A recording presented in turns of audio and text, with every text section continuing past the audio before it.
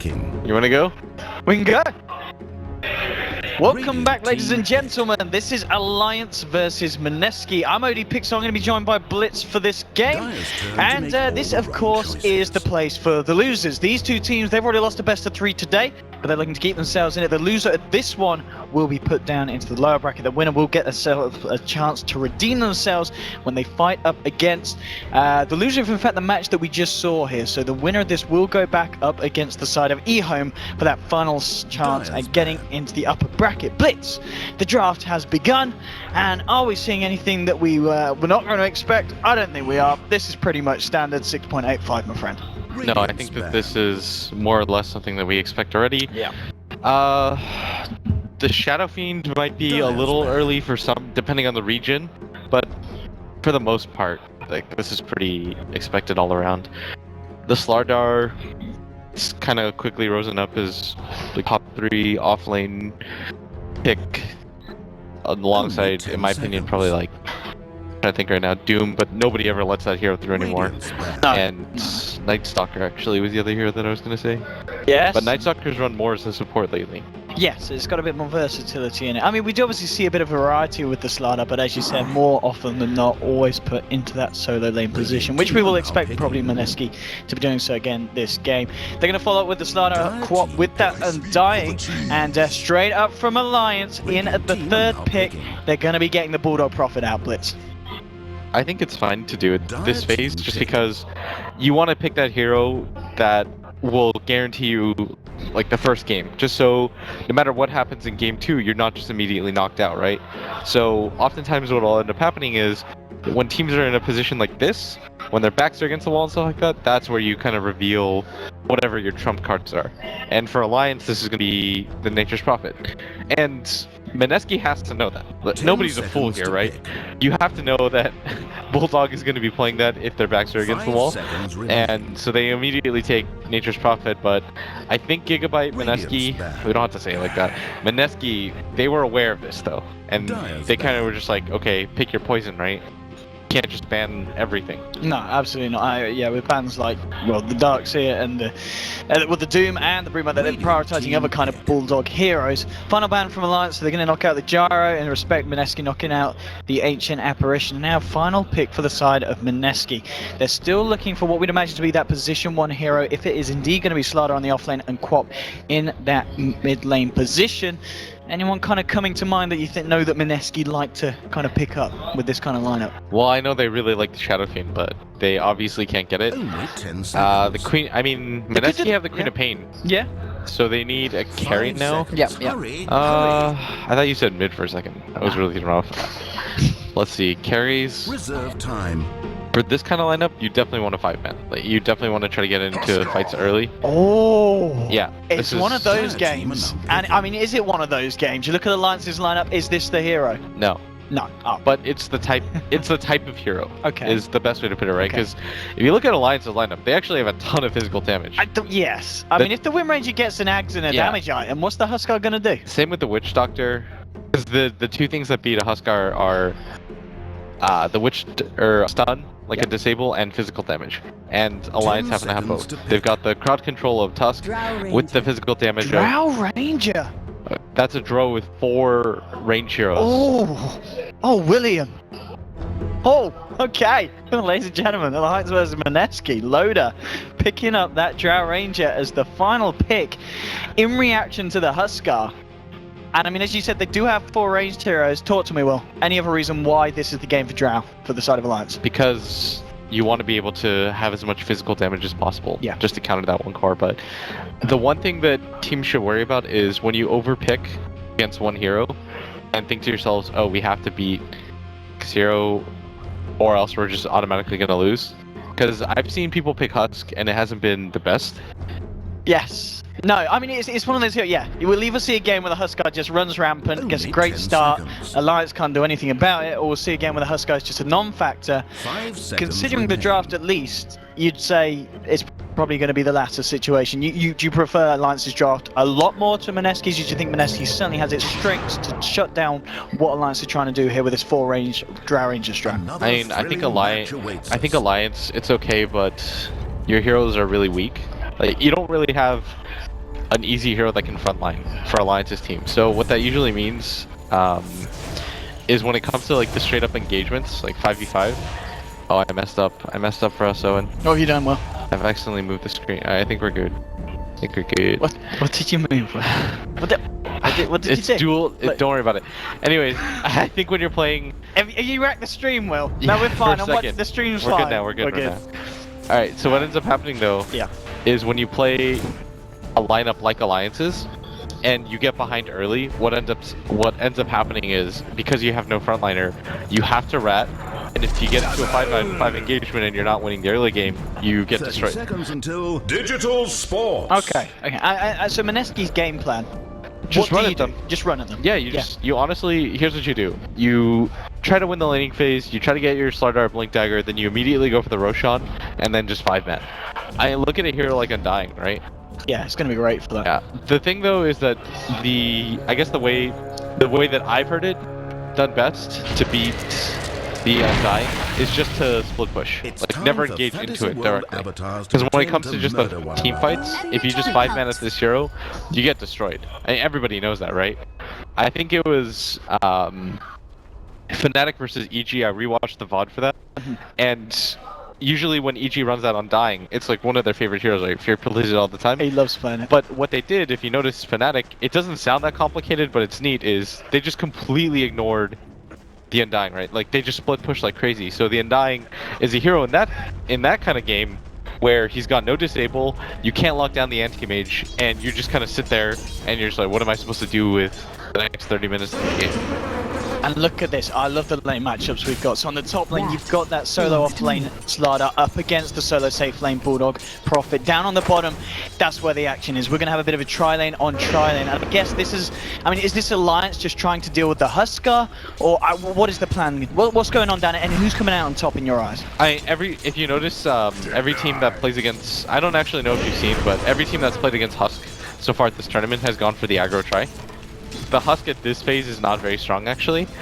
But something I do want to point out is that every single time, they haven't had an Undying in their tri-lane.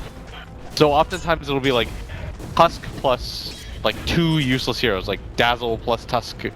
And what are those heroes going to do for a Huskar, right? When you're against an aggro tri-lane? But in this one, they've got one of the best aggro tri-lane heroes in the game, a defensive hero, and Husk. So now this is a lot more balanced. Mineski kind of have a better idea of how to run this, I feel. Yeah, we're seeing already just the Undying running in with the Decay and the Burning Spears. It's a lot of damage that Alliance have to be careful about, but as we, if we see them get the first few levels there onto their heroes on this lane, they should be able to deal with it and have a chance of finding that farm for loaded down there. Top lane so far, Bulldog, he's 10 for 4 up against the 6 for 1, so already having a bit of a favourable time compared to the Slardar, who's actually leaving the lane here. He's going to be able to find a haste rune at the top of the river, so we'll see if he's able to do anything with that. He's level 3 at the moment, 2 points in the crush. And we'll see if that's going to be the case. He's just going to make his way back up top, maybe give it a bit of an action towards the Prophet. Odin just trading hits here with Jesse, and they'll throw the cast out as well, trying to force him back, but the heals there. Cuckoo as well, moving forward with the Burning Spears and stacking up onto Ake with that Decay. We are seeing that Alliance are having to play very, very careful down there. Nuts, he's trying to go in, and another snowball onto Cuckoo. Maybe they could get this one. The heal's going to be there, the Grave as well. So Cuckoo will be able to walk off, and now the tombstone dropped in Alliance. They're losing life incredibly fast. Loader at the moment, he should go down as well. It's going to be 2 kills for the side of Mineski. And some really nice play. As you said, Will, this tri-lane from Mineski just seems to be able to play around what Alliance are throwing them so damn well. Imagine if they had any other hero but Undying there. Did they win that fight? No. So that's why I go for the aggressive tri-lane, because if you notice, the Huskar doesn't actually tank very much with only the single level of the Berserker's Blood. But the problem is, if you just let him free farm, in a game like this where they're going to 5-man anyways, and then the Slardar just kind of sits back and waits, you're probably going to just lose around the 20-minute mark. So what they try to do is go for the aggro tri-lane. They make the right move because you want to try to go on the Huskar before he's level 5 or level 6 where he just kind of stomps you, but you can't because there's an Undying in the game, and all he does is lay down Tombstone, and we talked about this before the draft too, right? Look how squishy that lineup is. They've got a Drow, a Witch Doctor, and a Tusk tri-lane. All of those heroes combined for like 1200 HP. I mean, you know the way Mineski have done it, do you think Mineski anticipated this in the draft and they were saying, right, Alliance are going to go aggressive against our Huskar, we need to have a lane that's going to be able to destroy them and crush it? Yeah, I think so, because this is the third Huskar game I've casted in the last 2 days. And it's always drawn It's always been aggro tri-lane. The aggro tri-lane destroys the Huskar, then the game just ends, because you've devoted so many resources to that defensive tri-lane, and you can't do anything because it's a level 1, level 2 Huskar that dies almost immediately. It's not a hero that has a stun or anything like that. But on the top lane, Bulldog still able to maintain pretty nice control. And mid lane as well, so S4 just throwing out the shackles here onto Potato that is raging, and training hits here with S4. Getting back. I just realized this is the first time I'm ever casting with you. It is! It is, ever. Isn't it beautiful? Look? Yeah, it really is. And the last time. I'll be getting Cinnamon back after this one. Alright. So, Bulldog is just kind of threatened out. Doesn't really do anything. Cuckoo. It should be fine. Loader's trying to move in. You just get one of the slows in, but it's very hard to go on when Dazzle and dying around the corner. And yeah, I want to say on the top lane, I mean, hats off to Slardar, because we saw earlier Bulldog with the edge, but Slardar's totally caught up in terms of farm, and he's now equal in terms of CS to the Nature's Prophet. And you got to think about how scary this is for Alliance right now, because... Okay, did get the car scout, and he's trying to turn onto Cuckoo, but Cuckoo just turns onto him with the Grave as well. Cuckoo's showing no fear. And that's a third kill here for this safe lane, tri-lane and Mineski. And pinging him. Oh, how do you even go though? I mean, this is the thing. If this is happening to you as Alliance, what do you do with these heroes that were down here? Where can you send them to make them more useful?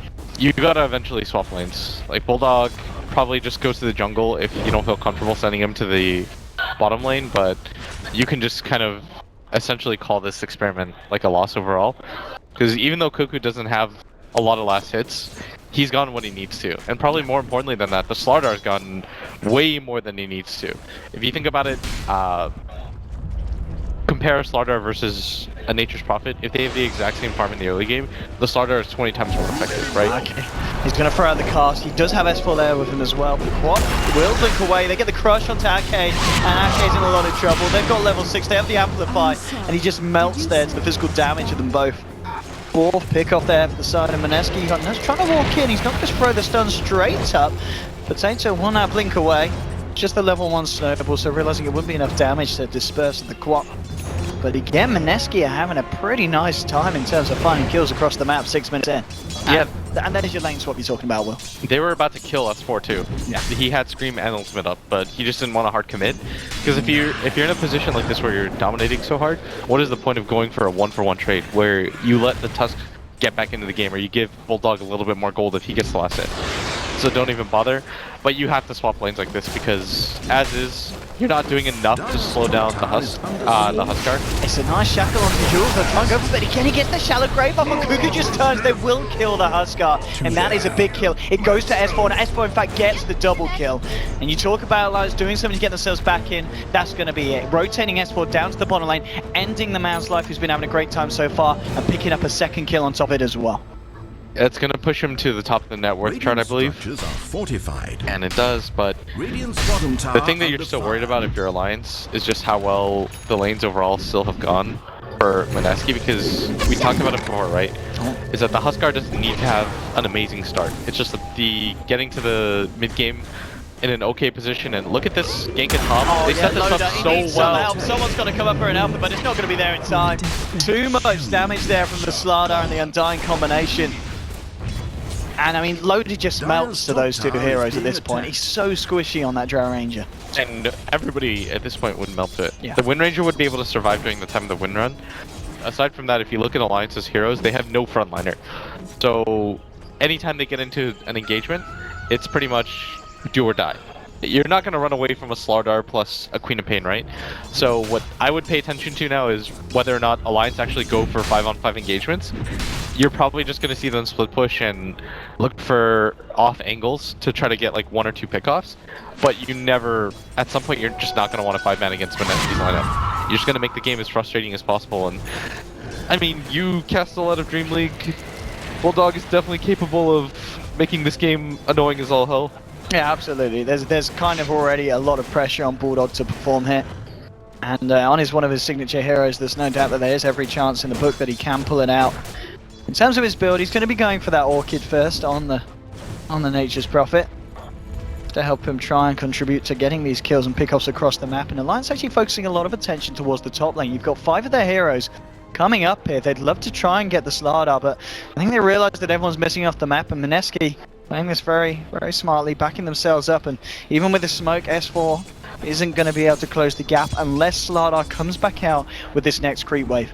Ping Cuckoo like crazy. They're saying, just get back, because they know for a fact there's a smoke. This is the timing that you would do it. Yeah, the thing that makes it even more obvious than everybody's off the map is, A, you're showing Ake solo top. Nobody's mid. And when you're showing a hero like this, oftentimes it's like, if you have all 5 heroes missing off the map, then you know something's up. So this is like the next most obvious way is you show one hero, you bait it out, you think it's not obvious, but you are behind. If you just look at the net worths, they are a little bit behind, so they're trying to make something happen because you have to. Look at what Loda was what he was forced to do. He was using Nature's Prophet's, one of his trees, to tank up the neutral camps for him so he could see us. This is not efficient or fast as a carry. Look at his net worth right now, it's 2,400. He's not getting what he needs in the lane. And he's going for the triple Wraith Band build at the moment, just to help buff up the rest of his team, help them with the CS and their kind of fighting potential. Armlet is now done on the Huskar 10 minutes in, so he's certainly becoming quite a big deal. At this point, I mean, who do you send down to that bottom lane to deal with him? You can't just send 1 or 2 heroes, you've got to send pretty much 3, surely, if you want to try and go for a kill attempt on Huskar. You continue to let Bulldog farm the jungle, and you send one of your supports. Okay. And you can't send the Witch Doctor because he'll die. Yeah. You almost always send one of your supports there, because if you look at most teams' lineups, they'll have one hero that can just like spam out a spell to drag the creep wave in. Oftentimes, for example, if it's like AA plus Winter Wyvern, which are 2 really defensive heroes, you'll just send the Winter Wyvern to Arctic Burn, drag the creep wave back, soak XP. The Tusk is going to kind of accomplish the same thing. As soon as his creep wave dies at bottom, then that will do the same. Nice. Yeah, he's just teasing there with the TP. I was going to follow through now. In fact, Cuckoo just jumped straight forward onto Nuts. There'll be the snowball to buy some time to try and turn. Dazzle is going to be there with a grave if needed, and it will come out. They'll look to turn onto Nuts, and they'll take him down. That's the Tusk on. Jesse bashes there as well. S4 with the focus fire, trying to bring down Cuckoo, but he's got the armlet toggling. Meanwhile, Loda goes down on the top lane to the aggression of Raging Potato and Royale, and they're going to maybe look for more. They're moving in. Ake's on his own. They've got the Amplify out. Bulldog's going to turn up, but no, again, it's just teasing the TPs. He's looking for the right opening, trying to get in to help his teammate, and he'll get out the Sprout, but the Blink Out's there. They take down Ake. It's a double kill for Raging Potato on the clock, and he may even look for Bulldog. They've got the Amplify down. Rio's thinking about coming back in, but the TP is going to be inbound from Nuts on the Tusk, and that will slow down the aggression from Mineski. But once again, Mineski just finding so much on both the bottom and the top lanes at the same time, and that is your Blink Dagger done on the Slardar, and that is going to be a huge problem for Alliance's lineup. That was such a smart smoke gank by the Queen of Pain, because he understands that Loda is getting frustrated with just sitting in the jungle, and he realizes, Loda thinks to himself, if I don't show in the lane, and I just farm out this jungle, it's going to be slow as hell and we're going to lose anyways. I just have to chance the lane. So he goes to the lane, Raging Potato immediately just buys the smoke, blinks up there, you know, it's the freest kill in the world, and things don't get easier. And Mineski's got a Blink Dagger on their Slardar. When you looked at this group initially, by the way, for most people's minds, like, they thought that Mski was just going to get destroyed, but here they are. They're playing so well right now. They're really dealing with what Alliance has brought to the board this game. Just 9 for 2, 12.5 minutes in. At the moment though, S4 still certainly hanging in there. He's second on the net worth, he hasn't died at all. So he's playing a very careful and calculated game here on that Wind Ranger. Bottom lane, Bulldog, top lane, sorry, with Nuts, coming in with the push. I'll look to try and take a tier 1 here with the help of Ake as well. And getting just anything that they can across the map at the moment is really going to help them try and close that gap that Mineski have managed to get ahead with them. And that's for just with the DD, putting some pressure onto the middle tower. It's got to be careful though, because there is that Slardar hanging around with that Blink. S4 is like the one lone bright spot for his team right now, because he does have a lot of farm and he can kill people still. And once he gets his Aghanim Scepter, the solo kill potential is there. But if you notice, they're just doing as much as they can to not get into straight engagements. You know, split up the map as much as you can. Everyone makes that rad Dota joke or whatever, but this is going to be a split push game. Because unless you have a numbers game, you're almost never going to just want to directly fight 5-on-5 into Mineski's lineup. But at some point, it's not really going to matter, because what Mineski are going to try to do, Owen, is they're going to look for this timing where they go for the Roshan, and then they just make it so you can't ignore them anymore. Like, they'll just take a bunch of tier 2s in a row, and then at that point you'll think to yourself, well, what are we actually gaining out of this? Like, they have the amplified damage plus a Huskar. Sorry I keep saying Huskar. Look at this. 13, 14 minutes in. Yeah, into the Roche pit. And Alliance, I mean, even if they were aware that it's going on, they know 100%. I mean, they're trying to head over, but already Slana just coming straight out, making it aware that they know that Alliance know. There'll be a shackle, but it's just on the illusion. Shards do come out. It's going to trap Cuckoo in the pit. They're getting really low. But I don't think it's low enough for Alliance to do anything. No, you can't fight into this. Not with the tombstone down up like that. Oh, Bulldog, he's in a lot of trouble here potentially. He tries to turn, Real's fairly low. And he's going to get the crush off.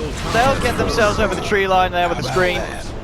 And a dominating streak now for Raging Potato on this Queen of Pain. And it's pretty much just going bad to worse for Alliance at this moment, 15 minutes in. Yeah, I don't really know what you're supposed to do as Alliance anymore.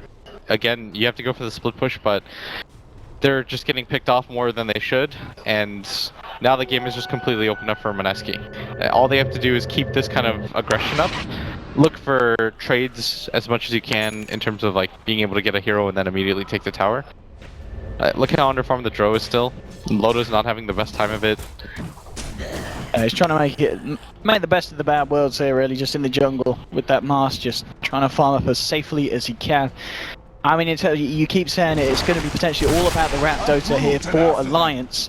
Bulldog's nearly got the Orchid done. In terms of the build, so S4 with the point booster, saving up the God as well. I imagine he is still going to go for that Axe first. Is he thinking about other things, maybe getting a Blink to avoid some of the action that Mineski throws at him, or is that not going to be the item now? I think you go Axe and a Blink there. Just Axe 100%. first, yeah. I mean, do you think we could see a very early Blink as well? Well, not an early, but a Blink earlier on in Loda's progression as well, so we can also look for maybe those side pushes, those split pushes. I don't know if I would get one on him, because at that point it would be, you have to fight Mineski at some point, and I think it's almost guaranteed that he needs a BKB against the heroes that they have. Otherwise, the starter just Blink crushes him, and they kill him in less than 3 seconds. I mean, one thing you've got to look at it and say is that Alliance are still taking objectives. They've taken all the 3 tier 1s from the side of Mineski, so they're on the same level as Mineski in terms of the map control. They're putting a little bit of a pressure onto this bottom lane, but Mineski are going to come in with a reaction. S4 is in the sidelines, and he's got a TP. He's been silenced up there. There's no chance of escape for this man. They'll use the Sonic Wave to make sure that the Wind Ranger goes down. 11th kill on the board, and Raging Potato has been having quite a performance here on this Queen of Pain, being everywhere that he needs to be, all across the map. Yeah, and they're doing the right idea of it, because what they do is they're sending their hero that's pretty much unkillable up at top, and they send the Queen of Pain, because you can't just allow Bulldog and S4 to just split push, right? You have to punish that at some point, and they immediately go for the punish. Like, they leave the 2 heroes behind that aren't 100% necessary to the push. Because what will the Slardar bring, right? He's your catch hero. You don't necessarily need him to hit the tower. All you need is your Huskar. On top lane, the tier 2. Looks like it will go down because Alliance aren't going to look to defend this one, so Mineski will be able to claim themselves another tower. More gold into the pocket there of the Huskar, and in terms of his build, what's got the helm, the armlet, 1500 gold. He's looking very, very scary at this moment in time, nearly touching onto that level 11. I mean, what does he go for now as his next item, just to add to the unkillability here of this beast? Heaven's Hubbard, or a lot of people go for the medallion into the, what is that called? Solar Crest? Yeah, Solar Crest. In a game like this, you probably just let your Dazzle get it. Evasion is really big though, especially against heroes like look at this man, he just jumped straight forward. Okay, Cuckoo. He's ready to go. And Alliance is spooked by that one, straight back up to the high ground. What they lose their courier for, it's the Aghanim Scepter for S4. That is not ideal. They definitely saw that. Just, you gotta go now, Mineski. That is big. 3 minutes without that Aghanims that S4 just completed. Alright. This is go time for Mineski. Oh, boy. Oh, and here we go. Straight up. Amplifying crush onto Loda. Weaver's going to start to build up. Shackle's not going to latch here from S4. And he's ready to go back in potentially. Bulldog is looking for that Bulldog play though. He's on the bottom lane trying to put pressure onto the tier 2. Nestor moving in, trying to get the clicks in. There's now a mech on the Undying as well here. If Mineski want to try and really force the issue, they do. Look at this, jumping straight in with a crush onto 2 there. The Slardar gets himself back out of the base. Now Cuckoo moving forward. Meanwhile, Raging Potato, he's dealt with the wrap. Bulldog's down on the bottom lane, and he's dead for 40 seconds. Mineski just sticking as a 4-man here. They're going to be shortly joined by the Quaff, who's going to make her way back up, and they're jumping forward. Cuckoo forcing S4 back. The win run comes out. He's got to create this distance between himself. And look how low he's staying. He's fine. He's okay. The Shackle's there. The Shallow Grave comes out. Cuckoo's still going to be fine. He's going to try and fight, and he will. Look at Loda just melting. Cuckoo is one. And this man, look at his arm. He's looking for more. Tries to get at it. There'll be a punch. He's still alive. Now he goes down. He's got the Aegis. He's got the double kills. The Burning Spears did bring down Ake, and he's ready for round 2. S4 tries to get the Shackle out. It's not going to latch. He does get the silence out from them, but now the crush from Rialto 2. They're looking for more. S4's going to go down. Raging Potatoes jump forwards. There's 3 on the deck at the moment for the side of Alliance. Bulldogs will finally be back up. This is a lot of aggression from the side of Mineski. They're not finding the mid racks at the moment though. So what comes out for Nuts is be a nice game if they can find it. They get the punch out, the silence as well. Raging Potato with the Soul Rip, the Shallow Grave there. Rhea with the 2-man crush. The fight's going to continue. It's going to go the way of Mineski. That's going to be Nuts down. They'll look for Lodo as well. And he almost certainly will fall. And he does indeed the Soul Burn damage to the Orchid. Raging Potato now to Wicked 6 streak. And now Mineski, they turn back towards the objectives. They'll take the mid racks in 20 minutes in. And Alliance still with 3 heroes not ready to fight. So, okay, you've got to be careful because Slardar, he can smell you and he wants you. He'll jump straight in if Ake comes any closer. Bulldog is there as well, just sending out the Treants. But Mineski, they've turned the heat up, and Alliance, they're not used to it. No, you generally don't see this kind of aggression, especially in Europe. And this is just kind of telling Alliance, you can't pick these kinds of heroes against us. You can't pick heroes that can't 5-man. You've got a ton of physical damage, sure, but where's your team fight? Where's your setup? How many reliable stuns do you actually have on your team? You have a Nature's Prophet, so your offlaner isn't one that can control the game. Your carry is one of the most paper carries in the game. And both of your supports combine after 1 decay for 1000 HP. This Huskar has got an Assault Grass finished if he wants. 20 minutes in. No, this... Yep. I know people hate it when commentators, you know, they ruin the game and stuff like that, but as long as Mineski play as they have been playing, look at that lead. There's almost no chance that Alliance come back. And I'm only highlighting this to show you how goddamn impressive this is. This is some really impressive stuff from Mineski. I haven't seen Alliance manhandled this bad since apparently their last series, but I didn't see that. So I didn't see the last in a series while. either, actually. It's been a while for me. Oh, and Greaves are done on Undying as well.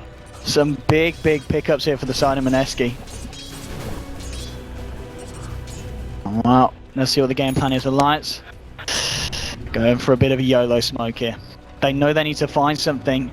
I mean, any pickup they can get, Jesse, but he is going to have that Grease to remove the silence, and right, here we go. Shackle comes out first, though. You can't remove that, buddy, Jim, and the Death Ward's going to make work of that. There'll be a crush onto S4, so they did find a kill here, Alliance, bringing it to 317, so it's something, but Mineski, they're not happy. Their Jim is a brave Russell, they want to fight. S4 throws at the Shackle, gets onto Raya. Loda's there as well. Can they kill the Slardar? That's a big kill if they can, and they can. Slardar's going to go down. This might be it for Alliance, but Cuckoo, he's finally turned up. He takes down the Nature's Prophet. Quite incredible, has to get himself out, but this maybe is the thing. The cross from bouncing from Ake. Cuckoo's going to get held in place here. The Sonic Wave comes through. It's going to be a web break from Potato. Sonic Wave's his own team. It's not a heal, it's a damaging spell. You fall. And now Huskar, he's still going to be there. It doesn't matter though, they missed the Sonic Wave. It's still a clean up for Cuckoo. He's found himself a triple kill. Nuts should go down as well here in the pit. Jules will finish that one off.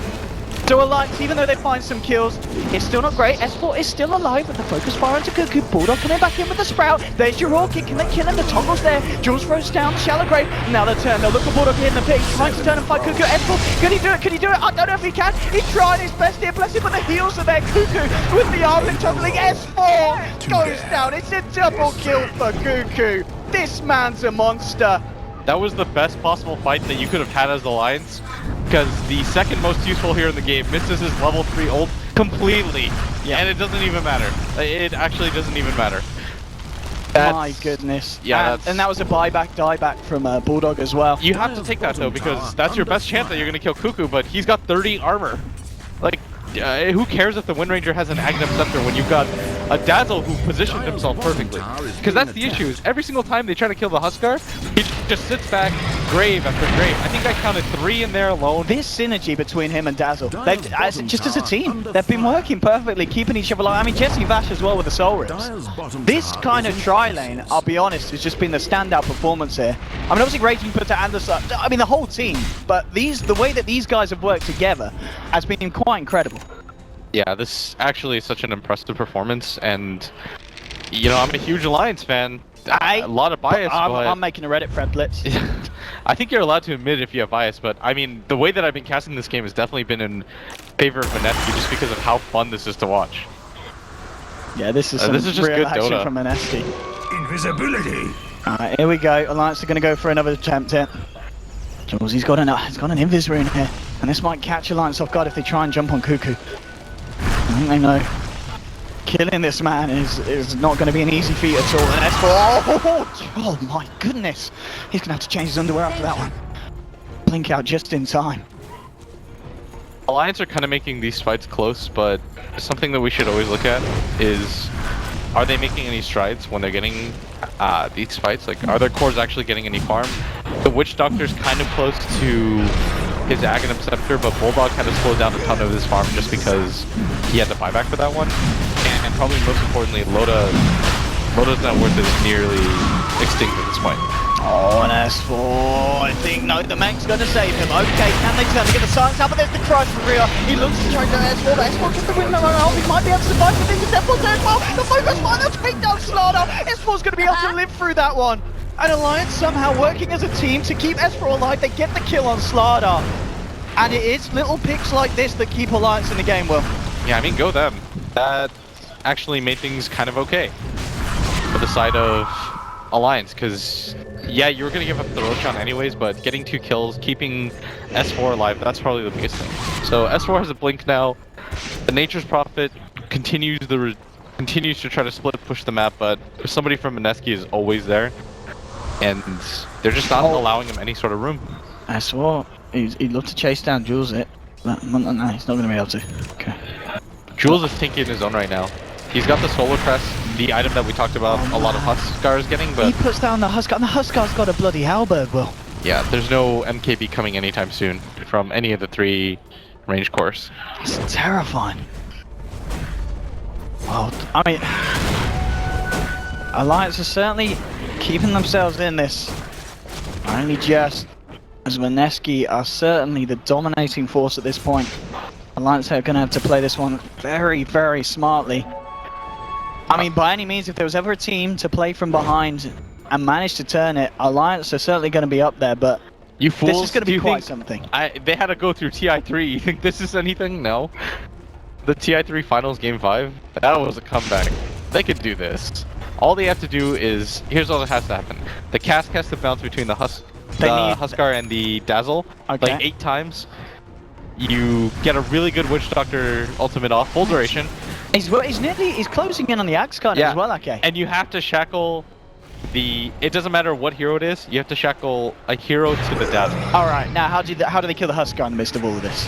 Okay, crush onto 2, jump straight forward from Cuckoo's, looking for the easy kill, trying to go for Arcade. The task is there, holding him back, bouncing between them all. The shackle did latch onto it, but it does force Alliance right back. Loader now gets the silence up, but the blink is there already for Slaughter. He can't quite get that touch in to cancel it, and now Mineski, they're looking for the second set of racks. The shackle is going to latch again, but look at this potato straight in with the Sonic Wave on S4. S4's going to go down, he'll fly back straight away. Cuckoo jumps across the Bulldog, takes down the next Prophet. Now looks for Arcade, Arcade's going to fall as well. He's down, and now they try and turn towards Nuts. The damage is too much from Mineski. Double kill for Jesse Bass. S4 and Loader, the only ones left alive on the side of Alliance. The rest of the team do not have buybacks. And with 3 heroes dead, Mineski will now look to take the second set of racks. And Alliance, they're not going to be able to stop this one. This is going to be a second set of stronger creeps for Mineski. They will have their team back up in about 30 seconds. So maybe they'll have one more fight in them. But it's going to have to be the best bloody fight of their life. At this point, the Drow just doesn't add anything to the lineup. Her damage is completely inconsequential. Look how little she does when she hits Cuckoo once. At one point, he had 60 armor. This is going to be Mega Creeps. They're trying their best, but they have to know at this point. 28-minute Mega Creeps. They've just got to switch it up in game 2. They brought to game 1 was not not the right thing to do against Mineski. And Mineski fully punished that. It was just way too greedy. Dude, he's going to jump in. This is the final stance here for Alliance. Can they do it? The cast will come out, but the crush is out. He gets onto AK, forcing the side of Alliance right back to their fountain. S4, he's going to get taken Sonic Ways to the face, and GG's called. It's all too much for the Swedes, and Mineski take game 1, 31-6.